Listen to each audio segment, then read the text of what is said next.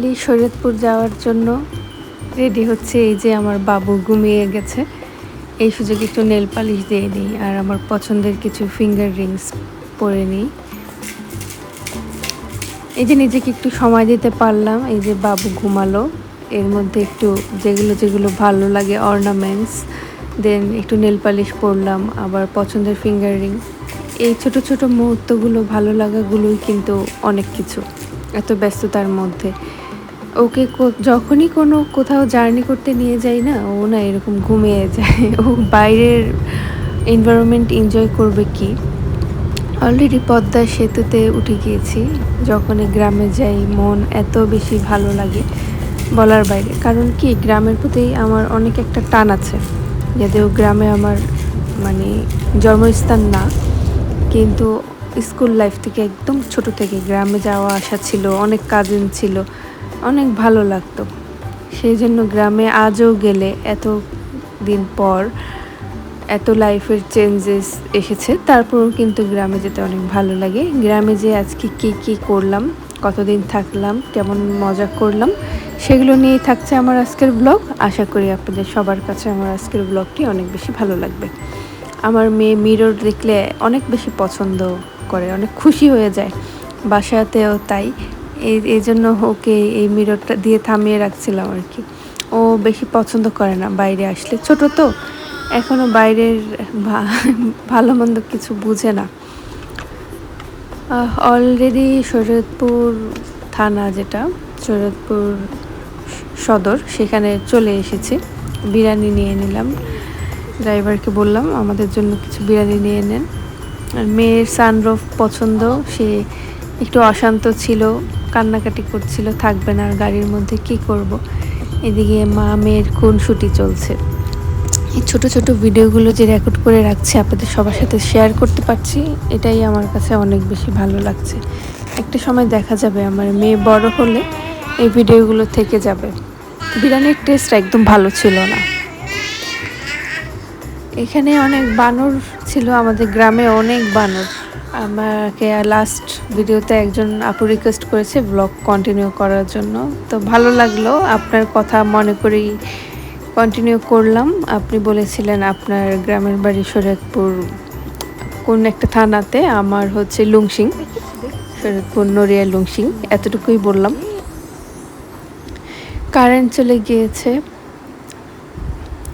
এই কারেন্ট চলে গেলে গ্রামে এত বেশি ভালো লাগে, গরম তো লাগে অসম্ভব, কিন্তু এই যে আকাশে যে এত তারা, এত সুন্দর সাজানো আল্লাহর আকাশ, নক্ষত্র দেখা যায়, এটা কম কি, এটা খুব ভালো লাগে। এই যে আমার শ্যাডো এখানে, আমি ভয় পাই কম, আমার মধ্যে ভয় কম।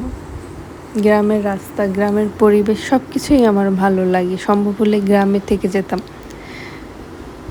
এই বেডটা কেন শেয়ার করলাম, এই রুমটাতে আমি আমার মেয়ে আসলে থাকি।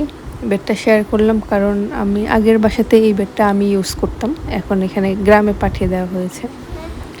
জ্যোৎস্না রাত, বাংলা মাসের, এটা হচ্ছে ভাদ্র মাস।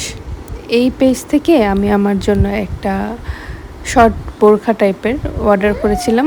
ঢাকায় তারা দিতে পারবে না 2-1 দিনের মধ্যে, তো আমি কি করলাম, আমার তো নতুন কিছু পড়তে মন চাচ্ছে, এক জায়গায় এসেছি, এই যে নিজেকে কিছু দিলাম, কিছু কিনলাম, একটু হলেও ভালো লাগবে, এটাই তো নিজের প্রতি নিজের সম্মান, ভালোবাসা। আমার শরীয়তপুর যেই বাসার অ্যাড্রেস, সেই অ্যাড্রেসে ট্রান্সফার করে দিতে বললাম অনেক রিকোয়েস্ট করে। অলরেডি পার্সেলটা চলে এসেছে, আর এই ব্ল্যাক এই প্যান্টটা দিয়ে, এটা দিয়ে পরবো। সকালে ঘুম থেকে উঠেই মেয়ের সব কাঁথা এগুলো আগে গুছিয়ে ধুয়ে নিয়েছি। এটা হচ্ছে আমাদের বারান্দার ফ্রন্ট সাইড, এখান থেকে এই যে পুকুর, এটা আমাদের বাসার একটা গ্রেস। এখানে গাড়ি নিয়ে আসলে গাড়ি রাখা যায় সহজেই।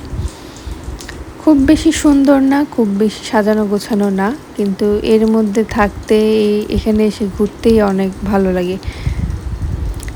আর এটা হচ্ছে আমার কাজিন, দুজন ছোট ছোট, ওরা সকালে ঘুম থেকে উঠে গিয়েছে, শাওয়ার নেবে। আমার মেয়ের বল নিয়ে এসেছিলাম, ওর জিনিসগুলো দিয়েও মানে সবসময় ইউজ করি, বাইরের কারো কিছু ইউজ করি না, এতে ওর হাইজিন মেনটেন থাকে। তালের পাখা, সারা রাত থাকে না কারেন্ট। বাংলা মাসের এটা হচ্ছে ভাদ্র মাস, প্রচুর গরম, এই কারেন্ট থাকে না।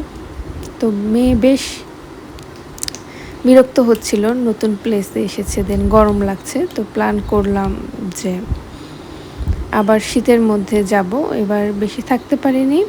এই যে ছোট একটা গ্রেজের মতো আছে, সামনেই টুকটাক গাছ আছে। এই যে আমি রেডি হয়ে নিয়েছি, আমার এই যে ভালোই লাগছে, দেখলাম আলোতে যেয়ে দেখলাম আরও বেশি ভালো লাগছে। পানি পড়ে গিয়েছে কিভাবে জানি, বোতল থেকে পানি ঢালতে যে নতুন জিনিসটা, যাক সমস্যা নেই। এই যে আমার সবচেয়ে পছন্দের জায়গা, আমার এক দাদির বাড়ি, ওনার সাথে আমি অনেক কথা বলি সব সময়। এখানে আসলে মন ভালো হয়ে যায়। এই দিঘিতে নামার যে কত স্মৃতি আছে বলে বোঝাতে পারবো না। এই যে আমার সেই দাদি, আমি ওনাকে অনেক বেশি মিস করি, অনেক বেশি ভালোবাসি। যতবার আসি গ্রামে তার কাছে আসতে আমি ভুলি না, তার সাথে কথা বলতে আমি ভুলি না। তো অনেকক্ষণ ওইখানে কথা বলা, আড্ডা দেওয়ার পর বাসায় এসে বিফ রান্নার আয়োজন চলছে। আমার আগের ব্লগগুলোতেও আমি আমাদের গ্রামের বাড়ি শরীয়তপুর এসে কয়েকটা ব্লগ আপলোড দিয়েছিলাম, অনেকে অনেক ভালো রেসপন্স করেছে। তখন আবার আমার আসার কথা শুনে কাজিনরা কিছু এসেছিল, পার্টি দিয়েছিলাম বাইরে আমরা, কিন্তু এবার কেউ নেই তেমন, তাও ভালো লাগছে আর কি। শহরের এই ব্যস্ত জীবন ছেড়ে গ্রাম যে আমার কেন এত ভালো লাগে। গ্রাম অনেক স্মৃতি আছে জীবনে গ্রামের সাথে। গ্রাম খুব ভালোবাসি আমি। যত ভিআইপি জায়গা, যত 5 স্টার হোটেল, যেখানেই যাই না কেন, গ্রামের মানুষ আমার প্রিয়। কিছু 2-1 মানুষকে সবসময় মিস করি, গ্রাম মিস করি।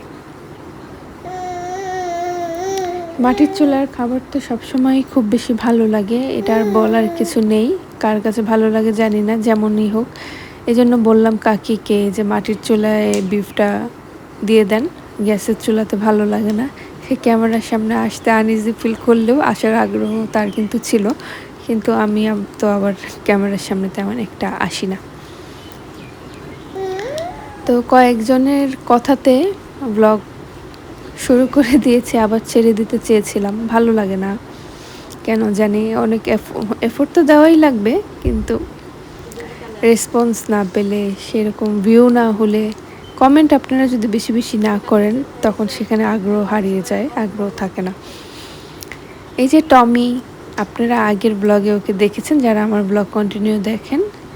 ও খুবই ভালো, আমাদের পোষা পেট, আমাদের এখানে থাকে সব সময়। ওর নাম টমি। ওর বাবু ছিল একটা সিমি, সে হারিয়ে গিয়েছে আনফর্চুনেটলি, এখন আর তাকে দেখা যায় না। তো আমাদের শরীয়তপুরে আসলে পোয়া মাছটা খুবই অ্যাভেলেবেল। পোয়া মাছ সবসময় থাকে, সবার বাড়িতে বাড়িতে পোয়া মাছ থাকবেই। এখানে খুব অন্ধকার, তো বিফ দেখা যাচ্ছে না। বিফ রান্না হচ্ছে, আরেক পাশে রান্না হয়ে যাচ্ছে হচ্ছে ভাত। আর এখানে উস্তা ভাজি ছিল, করলা ভাজি বলেন যেটা, আর ছিল ডাল আর পোয়া মাছ। এই খাবারগুলো সবগুলোই আমার ফেভারিট, সেই জন্যই আমার দাদি উনি রান্না করছিল আর কি, রান্নার আয়োজন করছিল। আমাদের একজন হেল্পিং হ্যান্ড আছে, উনি সবসময় আসে সকালে, এসে রান্না টান্না করে দিয়ে যায়। এই যে যতক্ষণই থাকছিলাম ততটা সময় কিন্তু এনজয় করার আমি চেষ্টা করছিলাম।